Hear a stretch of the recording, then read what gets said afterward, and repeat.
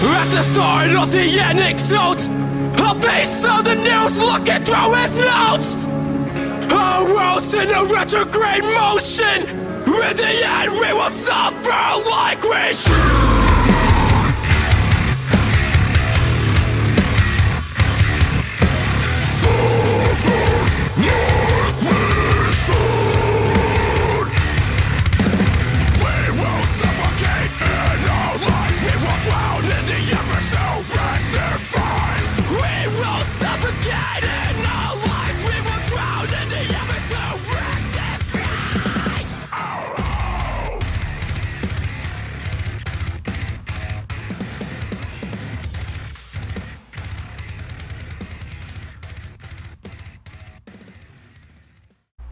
Hello everyone, Knightmare here. If you're new to the channel, welcome. If you're a regular subscriber and you watched my videos before, well, welcome back. I'm happy to have you here. Before we get started today, I want to let you all know that today's video is sponsored by the Booga Box. It is custom handmade chainmail creations. He does decorations, wall hangings. It's run by a buddy of mine named Rick. He does all this stuff by hand. And it's very, very cool stuff. So if you would, please go check him out. I will leave the link in the description. Also brought to you today by hardrockdaddy.com. It's my buddy Adam's website. He's a music writer. There is lots of stuff to find on the site. Top 20 list, top 100. He does a year-end top 100 list, and that will be available here coming out in just a week or so. So yeah, it's a really, really good website. So I would appreciate it if you guys would show him some love. The link for that will also be in the description. All right, now with that being said, all right, here we go, guys. So I went into this race.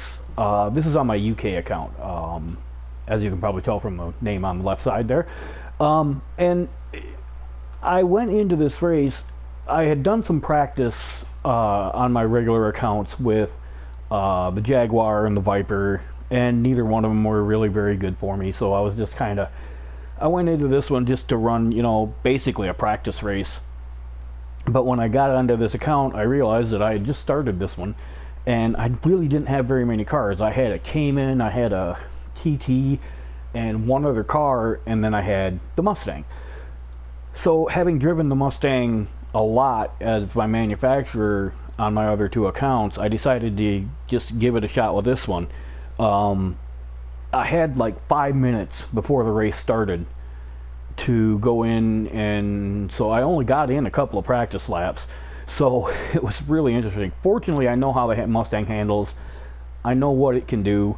And so I just decided to go ahead and go for it. So let's see what happens here, guys. So yeah, we're waiting on 5 red lights to go out. Off we go. And with the standing start, it's going to be chaos in the first turn. I was thinking, you know, I was just going to get run over, pushed around, shoved around, beat. But it turned out it wasn't all that bad. I managed to get through clean. And so yeah, I was very, very, very pleased right at that point. I thought I had a pretty good shot to maybe win the race. Like I said, I know how the Mustang handles. I know what it'll do. My main concern was really trying to save tires, because the tire wear was set pretty high in this race, and hard tires were the only ones available, so they would last a little while. But in this car, with as heavy and all that good stuff as this thing is, it can be a handful on tires. You got to be really careful. I was also worried, kind of concerned, because I hadn't had any strategy sessions with the team, and so I didn't know exactly how much fuel I was going to have to save. So I was just basically going by the fuel gauge and the amount of laps it said I had left. So I was just kind of mid-shifting, you know, about 3/4 of the way up, shift there, and realized that if I did that for a few laps, I'd be alright on fuel. So yeah, so at this point, I'm out here out front. I know I'm getting harassed. Poppy Music really fast guy. I was in a C-rated lobby at this point, so it wasn't really super stiff competition. I'm sure I wouldn't do all that well if it had been. But hey, I'm going to take what I can get. I just started this account. I've been working my way up. I'm hoping to get into some of the higher lobbies, but it'll just take me a while. I saw Poppy coming right there, and I was really concerned that maybe he was going to try and pump me or something, but he just wound up outbreaking himself. So yeah, it wasn't a dirty kind of thing. It was just an accident on his part.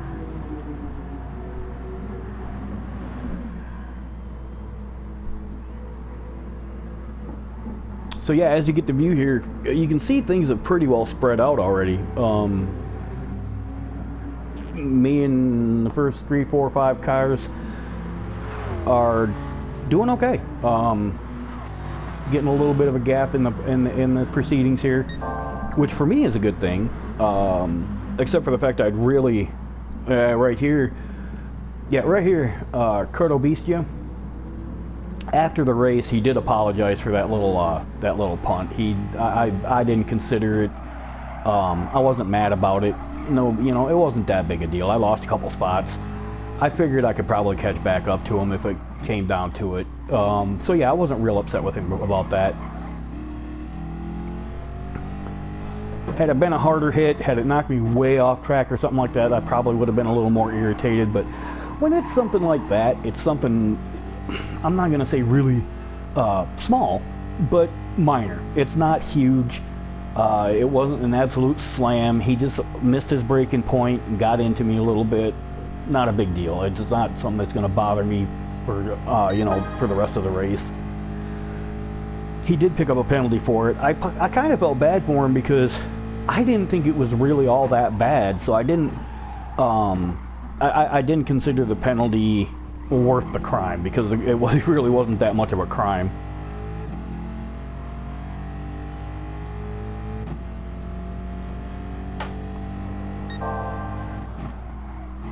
Anyway, at this point, I'm just trying to chase down Poppy here, and he's in a much more nimble car than I am, and it shows. I mean, like I said, this Mustang, it's a beast around the track, especially in tighter sections. It really struggles.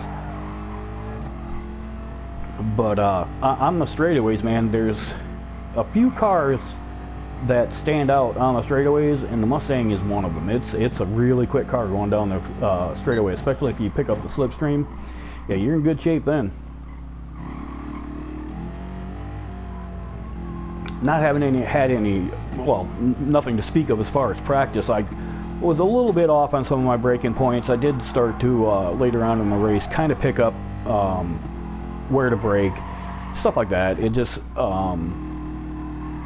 again, I've been driving the 4C all week for the Daily Race C from Interlagos, so the entire last week I've been driving the 4C. I haven't really driven the dailies much at all the week of this race.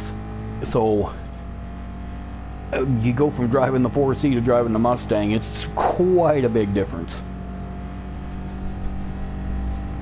It makes things interesting, to say the least.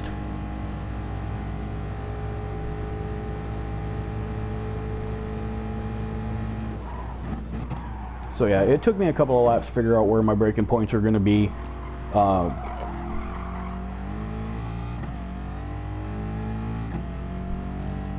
That move he almost made that stick. I would have been highly impressed had he been able to make that stick. He just, again, just missed his braking point by a little bit, or was trying to pull off a move that just didn't stick for him.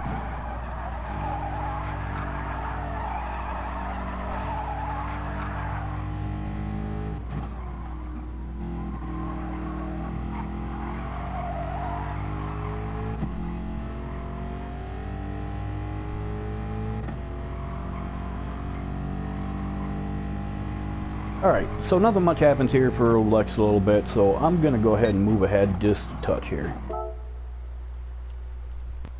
Alright, so at this point we can see that I've gained quite a bit on Poppy here. It's taken me a few laps. Moved at about 6 minutes in the race, so yeah, it's taken me a little bit to catch up to him, but I mean, any gain is a good gain as far as I'm concerned. As long as I'm not making mistakes and losing ground, I'm pretty happy with that. I don't know, it seemed like his tires had started to wear out quite a bit, more than mine had, or either that or I was just figuring out the lines a little better than he was. I don't know. I don't know for sure, but either way, you can see right here I'm just right on him right now, and all I'm gonna do is I'll hang back here because, you know, with us working together, we're pulling away from everybody else.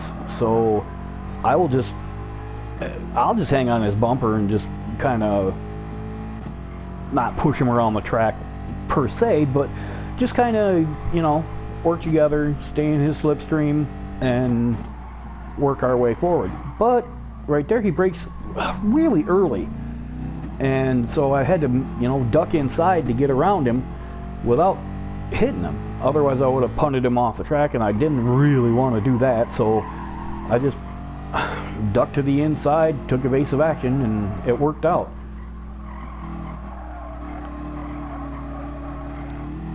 So one disadvantage I had with this Mustang was on that particular turn I needed to swing out wide a bit, and it really it left the door open for guys to try and make that inside move, so I was always worried about somebody coming in and maybe punting me there, and so, or, you know, punting me, hitting me in the quarter panel, turning me around, stuff like that. So it was always a concern when I was taking that turn, but it worked out all right, so we'll go with that. Right here, Poppy's harassing me now. You know, I forced him into a mistake earlier, and then, you know, he's trying to do the same thing to me here. Fortunately, I was able to not have that happen. Alright, so again, nothing much really happens, so I'm gonna go ahead and move ahead here a little bit. Alright, so I moved ahead here just a little bit to the end of lap 9, coming in, doing my pit stop, sorry, end of lap 8, going on to 9. Came in, get some fresh tires. I went one lap longer than just about everybody else, and I thought maybe it would cause me more problems than it actually has, but I didn't lose anything because we had worked together and gotten so far out in front that it actually worked out pretty well. So now at this point I'm just trying to chase somebody down. I got the cold tires to deal with. I was really surprised that I came out of the pits and still had the lead. That was at this point in the race, for me to come out in the lead out of my pit stop, even though I had gone one lap longer on the tires, I didn't think I had that much of a lead on everybody, but apparently so. Right now I'm just struggling with the cold tires, trying to get a little bit of heat to them so I can actually get some grip. But yeah, it worked out real well, especially right here.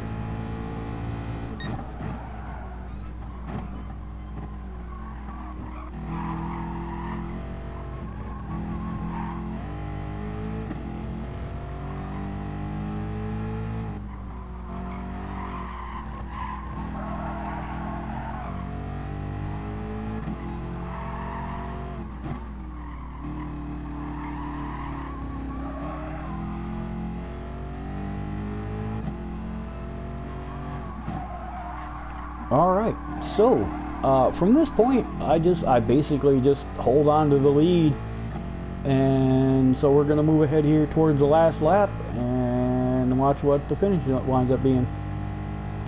Alright, so we're on to the last lap here.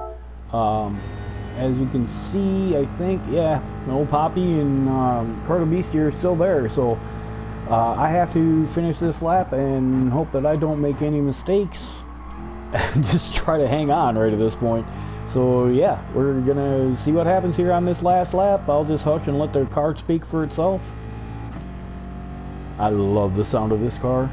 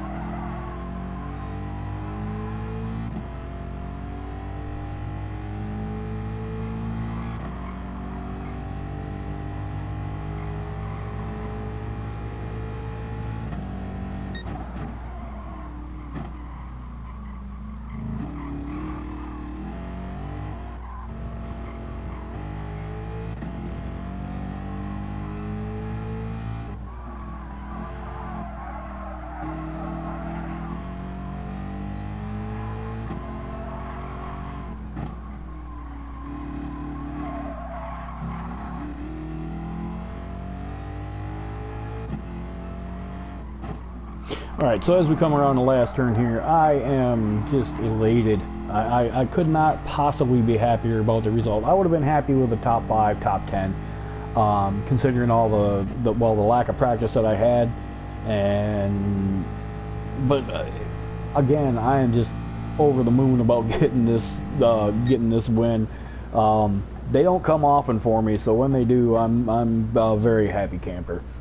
Alright guys, so that's the end of this race. I have one more to show you, so stick around. So we're on to the next race here, and I am going to preface this by saying I was in a party chat with a couple of my teammates, and our resident alien, he decided to go do some testing before he got in on the race. He wasn't too sure. He doesn't really care for Fuji, so he wasn't sure if he wanted to run this race or not. So he tested a couple cars, and all of a sudden I hear him giggling, and he says, well, I just set a time. And I was like, yeah, what time did you set? He said a 47 flat. I'm like, alright, you know, that's a pretty good time. I said, what'd you set it in? He said, the McGain Trophy. I'm like, what? No way. There's no way. That car is, it's so slow on the straightaway. He said, yeah, but it gets through the twisty parts pretty good. I'm like, alright, you know, and I thought about it. And I'm like, what? And he mentioned that it's really good on tires too, and I'm like, you know what, okay, I decided that this was going to be my last Nations race for the night anyway. I'm on my secondary account. I'm not going to gain a whole lot in the standings because my rating's not great on this account right now, so what the hell, you know, I'll go ahead and try it just for the hell of it. And I knew how underpowered the car is, and so I figured the only way I was going to actually be able to accomplish much of anything in this race was to out-strategy him. You know, just don't stop. It's not going to need fuel for sure. And it's really good on tires, so I figured what the hell, I'll see what I can do with it. So, we're going to take a look at the result of that. Off we go.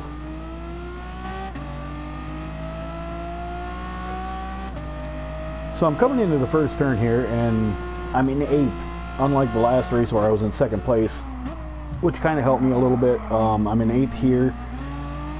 I get a 3-second penalty. I don't know what for. This is I was just like, oh, you gotta be kidding me. At this point, I think my race is just done, and I'm just running for salvage purposes at this point. And then I pick up another 2-second penalty, and it's just like, oh my god, you gotta be kidding me. So again, that just made it that much worse. I figured I was just done. You know, slower car, not a lot of power, gonna get run down by all these fast cars on this straightaway coming up. I've got this 5-second penalty to deal with, so I'm thinking, you know, 14th, 15th, if I'm lucky. I was not amused right at this point with the penalty system. I'm usually the first to kind of defend it, you know, and say it has made people a lot more cautious because they don't want to pick up ridiculous penalties. But in this case, I'm like, really? Seriously? So anyway, yeah, I'm coming up here to serve my penalty, and I am not pleased. But right behind me are a couple of cars that don't have penalties, but then it's like,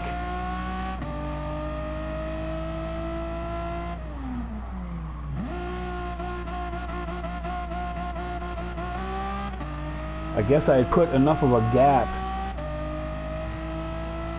on most of them that one other guy had a penalty back there. But I don't wind up losing very much. So I guess, you know, I'm going to take that. I am not going to complain.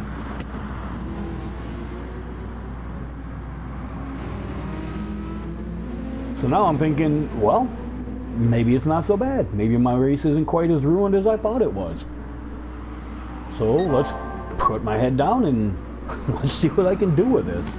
I'm not going to have to stop, so if I can stay within touch of the first couple of, well, the top four, maybe I can do something with it.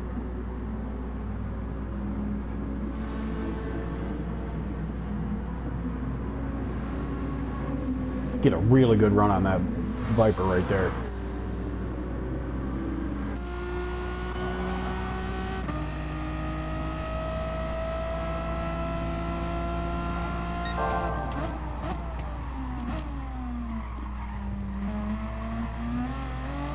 See, that's another really good thing about that Megane is you can outbrake a lot of people with that car. It's those big, heavy, the Mustangs, the Jaguars, you know, the Vipers. They're gonna have to hit the brakes quite a bit sooner than I am. So I can, you know, maybe make some moves here, and we'll see what happens.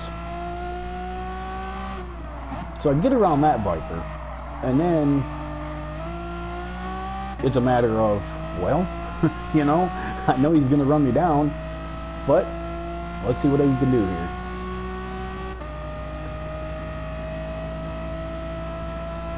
So in the process of chasing these guys down, not a whole lot else happened, so I'm going to go ahead and just move ahead here. Alright, so we moved ahead quite a bit here.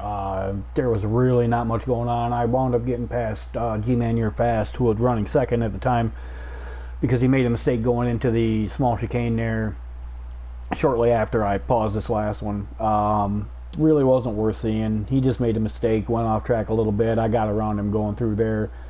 So we cycled through the pit stops. That put me in first place because, again, I didn't stop. I came out of the pits, or when the second place car came out of the pits 6 seconds behind me with 6 laps to go. So he had to gain a second lap. And my tire wear was such that he actually did wind up making up that ground. So right now he's pretty close. Yeah, you can see him right there. He's real close to behind me. I knew I wasn't going to be able to hold him off. There was just he was just gaining too much on me coming through the last section of the track. So my goal at this point is to just consolidate whatever position I can. As you can see, there's a really good sized gap with 2 laps left between me and Yerbazio and the guy in third. So if I don't make any mistakes, I'm going to be in really, really good shape here. It doesn't mean I'm going to give up easy on this one. I'm going to harass this guy as much as I possibly can to see if I can force him into a mistake. Similar to what G-Man You're Fast had happened to him. Yeah, so I'm just going to stay right on his bumper as much as I can. But right here, you start to see how much of a difference the tire wear was making. He starts to pull away from me just a little bit. And honestly, I am totally okay with this. I'm still going to stay as close as I can. I'll fight for it as much as possible. Am I likely to get it? Not really. But, like I said, maybe I can force him into a mistake. But yeah, the left front's really tore up. I had the brake balance set to neutral. I probably should have had it 2 to the back. It might have helped a little bit. But again, I had gone into the race with no practice with this car. I just decided when Casey told me about it, I was like, yeah, what the hell, I'll give it a try. And it worked out well. It really, really has. I'm definitely not going to complain, and I'm pleasantly surprised by the fact that a car that is so underpowered compared to everything else that was running on the track actually managed to keep up as well as it did for as long as it did. I mean, guys, you got to admit, not many people would have thought about running this car in this race, simply because of this straightaway right here. Most people would have been like, no man, it's not going to work, it's not going to work, it's too slow. And it kind of is. But again, it's a lot of fun to drive. And I'm always down to drive an underdog, man. I'm always good for it. On this account, I don't care that much. On my main account, I wouldn't have done this.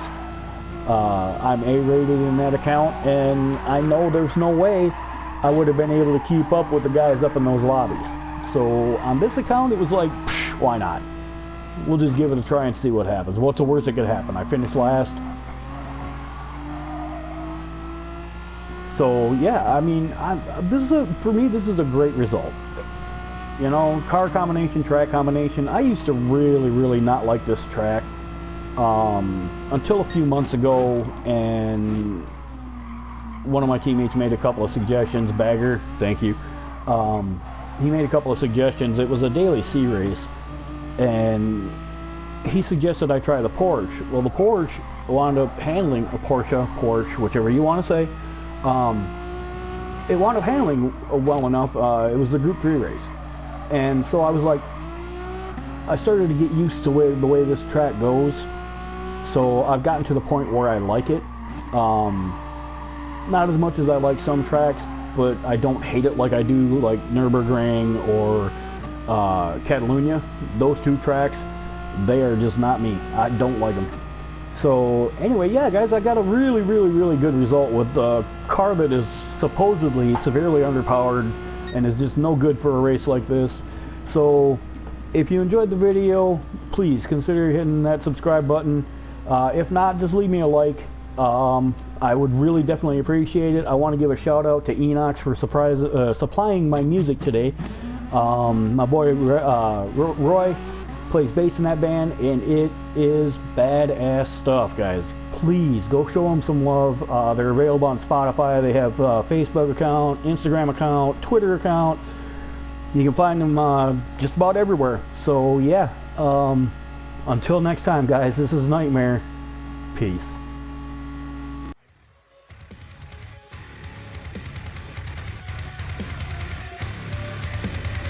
You never make a difference.